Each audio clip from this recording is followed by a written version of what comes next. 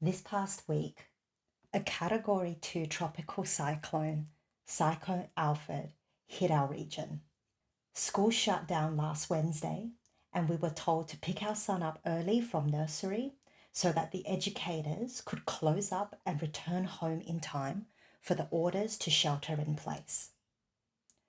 The cyclone stalled off the coast of my city and caused torrential downpours and high winds for 2 more days before finally arriving on the early hours of Saturday.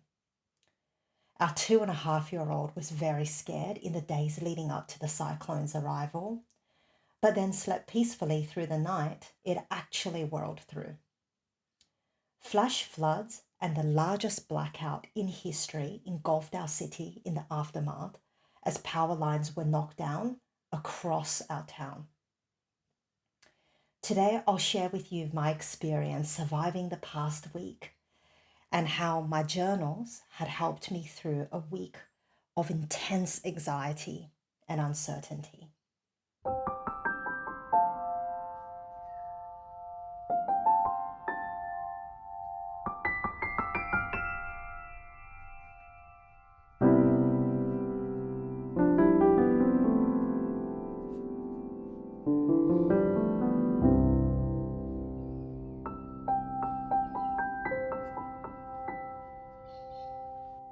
Hello, everybody.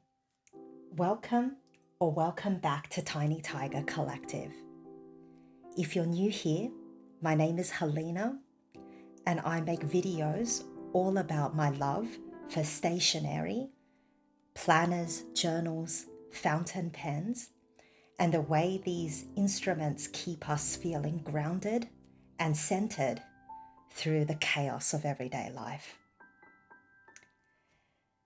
So I've had a very, very challenging week this past week. At the start of the month, I moved into March in my hobonichi cousin, and inspired by the color of this particular month, I inked up my Sailor Pro Gear Slim Ama Otto in the winter color Tor with Sailor Yozakura ink. This beautiful lilac is a perfect match, in my opinion, for this frosted pen and for the colored features of March in the hobonichi planners. From the start of the month, we heard some news that a tropical cyclone had been identified off the coast of our state, and it was going to become quite likely that it would pick up in intensity and start moving towards inland. This is actually my last month in this hobonichi cousin 2024 spring start. I actually had the great pleasure of picking up this book in person in Tokyo when I visited the official Tobichi store last March. This book has been a wonderful experiment and constant companion to me over the last 12 months. Although initially I had very high hopes that the book would be my organized catch-all system in which I documented everything to do with my life from work, family, personal, and health, it ended up feeling a little bit too disorganized. And so at the start of 2025, I moved into a multi-book system in which I bought a different hobonichi planner in order to house all the various domains of my life, from work to health and wellness and family journaling, in which this hobonichi A6 original techo is the daily journal that I use to document my 2.5-year-old son's life.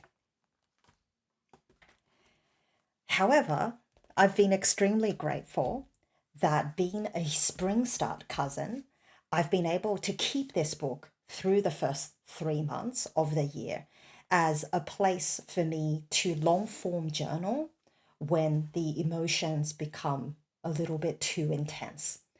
And did I need this past week? Although you'll see the pages are fairly sparse, especially on weekends when I'm chasing my very lively toddler around, I don't always have the time to sit down and journal within these pages. But as the news started to emerge of the cyclone, I was so grateful that even if all I had was 10-15 minutes in the middle of the day, I would be able to come in here and pour out my fears, my anxieties, my hopes, but also even organize all the things that I needed to do, all the work tasks, meetings, all the things that I needed to get into order before sheltering in place orders came into place. I had such a difficult week with a lot of my anxiety and CPTSD symptoms flaring into full force. In fact, in my last video, in which I gave a detailed flip through of my hobonichi weeks in the Yumi Kitagishi beautiful wallpaper cover, in which I document my health and my wellness journey this year, I actually realized that some of those red flags already started to emerge. One of the things that I shared was how I began the year, or began this journal, by playing around with the monthly spreads and documenting my daily steps using the Uniball 1.5 millimeter gel pen. And I said how I thought it was such a garish contrast between the dark inky gel pen and the cream color of the page, and my otherwise penchant for very light colored inks like the Ombre de Birmanie, which I've been using within my Pilot Custom 823 throughout most of this journal, that I was really put off from documenting my steps because it was just so stark of a contrast, and it was such an eyesore for me. Now, it was only a few days later when I was editing the footage when I realized that that was a sign of my rigidity and my perfectionism coming out. I don't normally feel so strongly about being put off from tracking a particular system simply because the ink or the pen that I chose didn't look as good as I initially anticipated. But as I edited that video, it was the first sign for me that my mental health was maybe even a little bit less stable than I thought it was.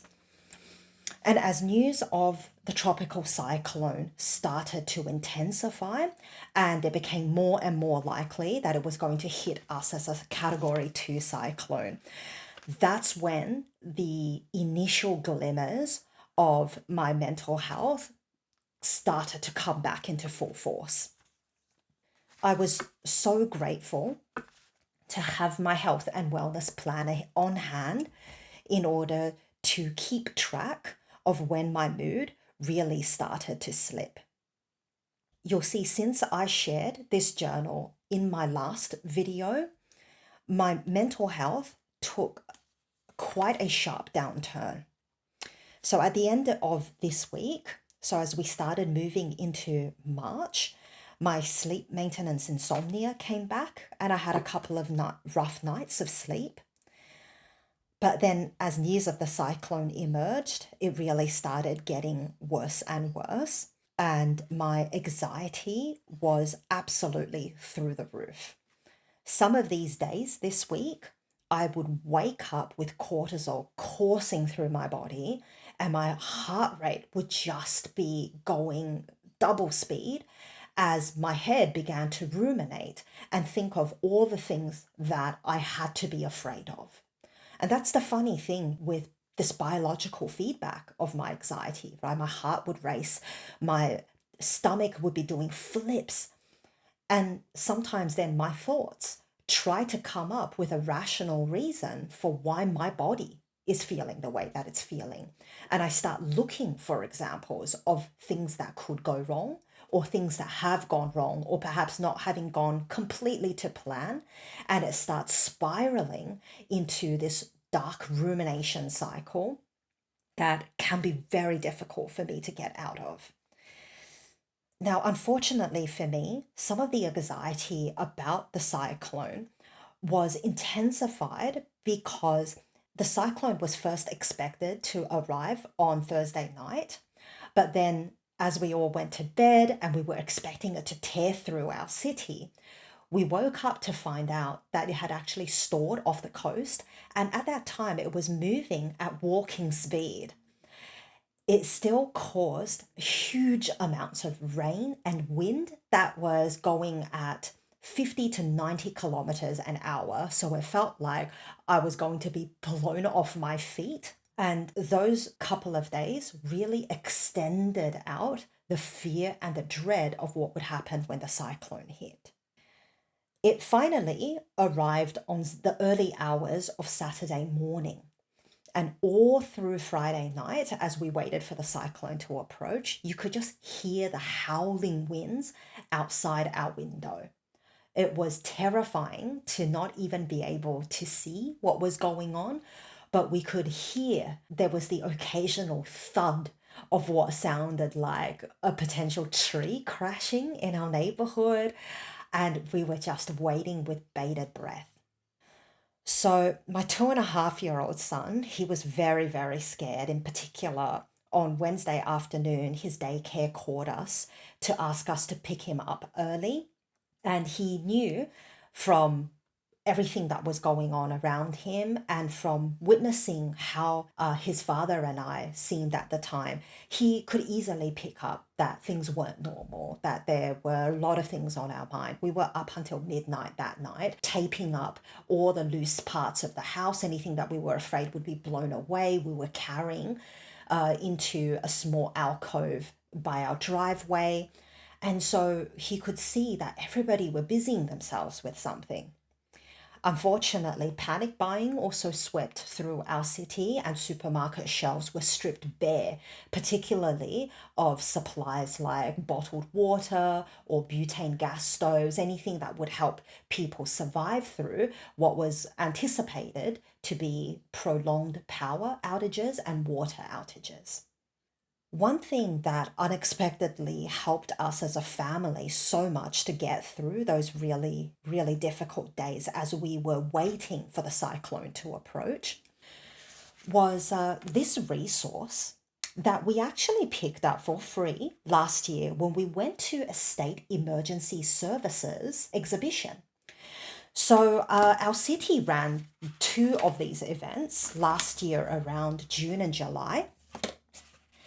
And the state emergency services had a store there in which they were giving out these publicly funded resources to families, particularly families with young children, to help little kids get through extreme weather events. So I believe they've partnered with a children's author and artist, Andrea Baldwin and Anil Torthup. And what they have produced is actually quite a number of series of books that include here Birdie and the Storm, but they also have this character Birdie and the Flood, Birdie and the Fire. So they have a range of extreme weather events that provide a sweet little story about this character Birdie, who lives in a tree with her friend Mr. Frog, who comes by and visits in the pond underneath. And then it talks through how the weather event has affected her life, has harmed and damaged her tree, has broken her home, how they survived a scary night together, and then how they also played games or talked with each other to cope through the scary event, seeing the damage in the aftermath. So in this case, a hailstorm destroyed Birdie's house, but then how they were able to ask for help and lean on the support of their friends, of emergency workers, and the whole neighborhood who rallied together to rebuild Birdie's home and help her get things back to normal. I read this book to my son on Monday night as the rains started to approach, and it soothed him so much. Like, I also could not believe how much he took comfort and joy in seeing a scared little birdie who probably validated how he was feeling survive through such a difficult event and come out the other side smiling. I'm going to share the resource and the link to this book and to this whole series in the description section of this video. Because this is publicly funded, their website has downloadable copies of many of their books. It has an activity book, it has a relaxation exercise for children, just in case you might be in a very different part of the world and you might experience very different weather events to what we experience here in Australia. But just in case some of those resources might be helpful for you, I'll put the link in the description so you can access it, and hopefully it'll make your next experience of a weather event, especially if you have little kids, just that little bit easier. So my health and wellness planner really became that wonderful friend that helped me keep track of my sleep, my insomnia, my anxiety. And it has also helped me very slowly in the aftermath to get back to systematically determining what my self-care priorities are for each day, which I write in this section. You'll see I booked myself a therapy session this week in order to just help me process what had been going on and what I had survived and all the feelings that were left unexpressed, that were left pent up. I was able to have a debrief with a really kind and wise counselor on that day. And day by day, I'm rebuilding my health, rebuilding my sleep, and trying to get things back to a stable routine again. In many ways, my work journal shows how so much of the cyclone disrupted our everyday activity. So a lot of blank pages here. March the 5th, my university announced that they were shutting down, that they were asking all educators who had lectures, seminars, workshops to move everything online or to postpone or cancel if they weren't able to teach online. They actually asked for all events to shut down after 12 o'clock, and the campus itself was shutting down to everybody except residential students from 3 p.m. that day, which is about when we were also asked to go pick up our son from daycare. You'll see there was a breakfast that was supposed to happen that following Thursday, and it got postponed to the next week. There was really no work because every waking moment we were getting our house in order. We were visiting the grocery store, sometimes twice a day, whenever they restocked, just to have a chance to buy enough food to last us through a week if we weren't able to leave our homes. Again, moving into this week, it was another very sparse week. And by some miracle, our street were one of the very few streets in our entire city that stayed connected to power and water all throughout the ordeal, and still is, even though many people we know were left without power and without phone and internet connection for the last week and counting, as repairs are still taking place all across the city. So my events were really about cancelling the meetings that I already had on, while I knew that connections, mobile towers, all of that was still being repaired. And all our work events for the week and throughout most of next week have all been cancelled or postponed indefinitely. I may not have written a full page every single day in my cousin, but gosh, it was so lovely to be able to have this space to come here and to vent all of my fears and all of my anxieties. So most days, yes, I wasn't able to write anything at all because I was giving my son, my family, all of my attention and being fully present, fully attuned whenever I could to keep him brave to keep him strong through the process, but to also bring him a little bit of joy as he stayed home and wondered, why can't we go to the park today? Or why aren't I going to daycare and seeing my best friend? This year, I believe the MVP of my planner lineup has to be this A6 Techo Original.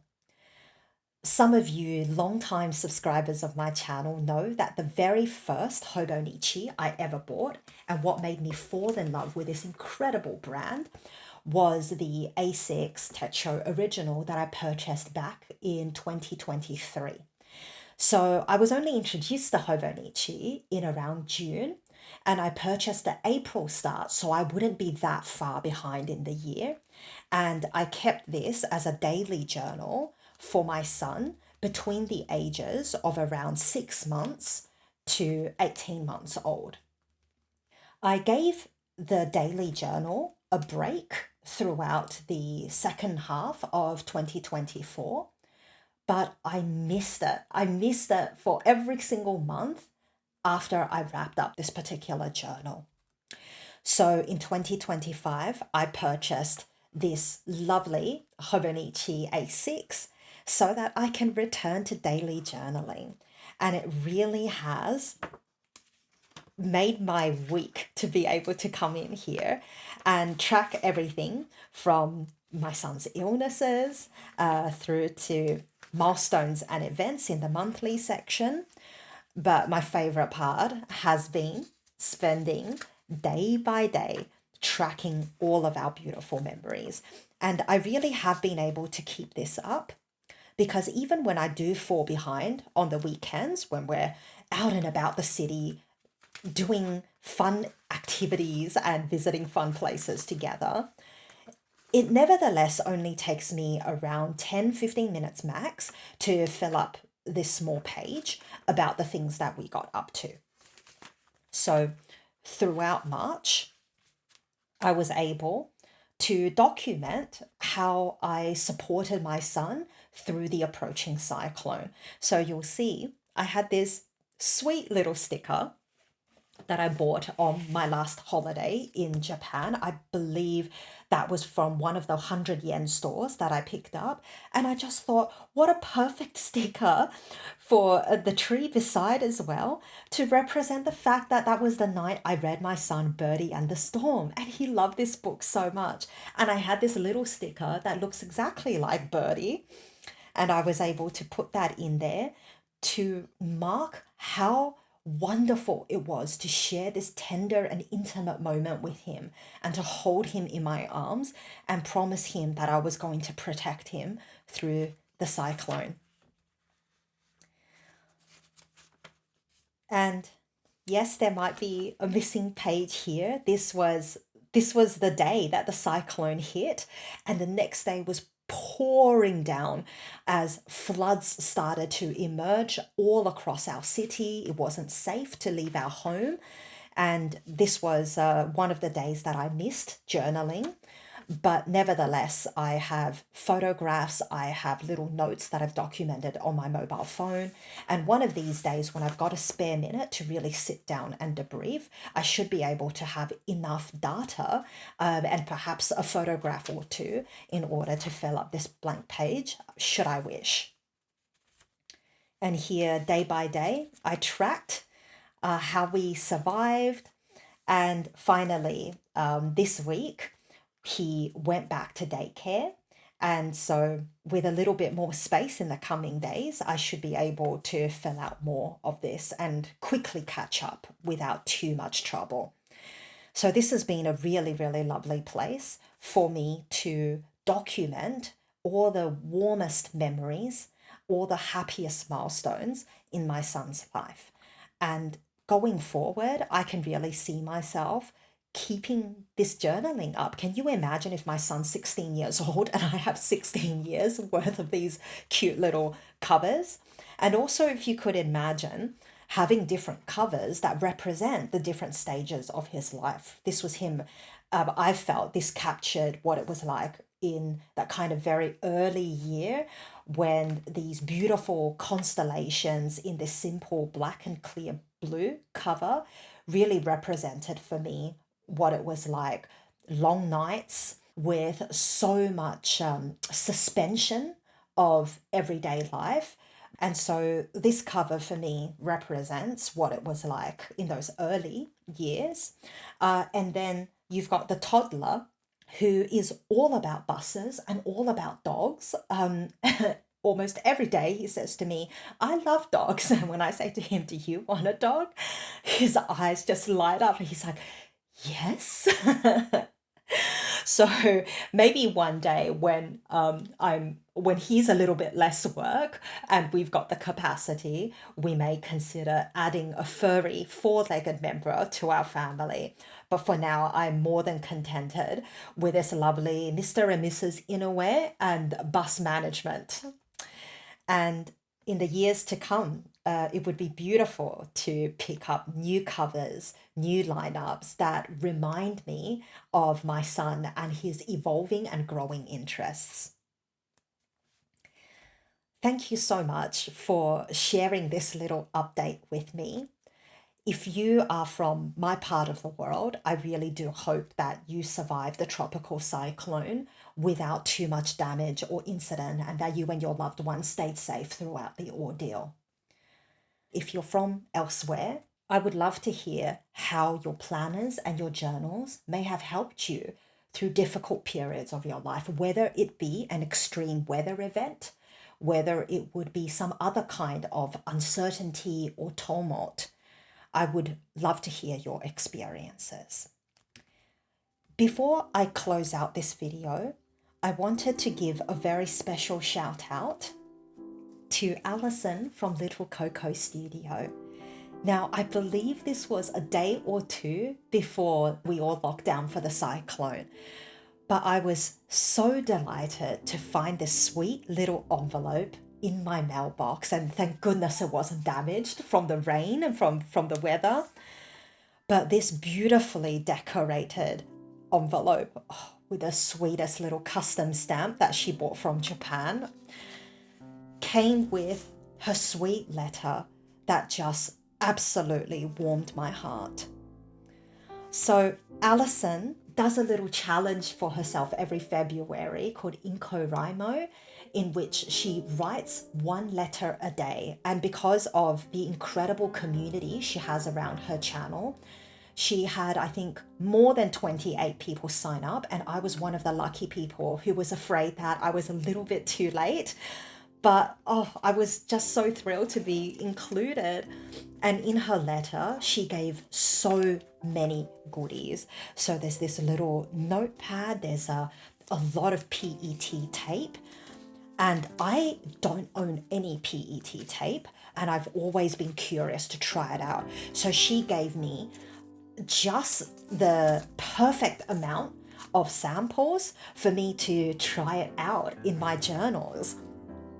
And the goodies extend here in this lovely sleeve. And I've got, again, another stunning collection of PET tape.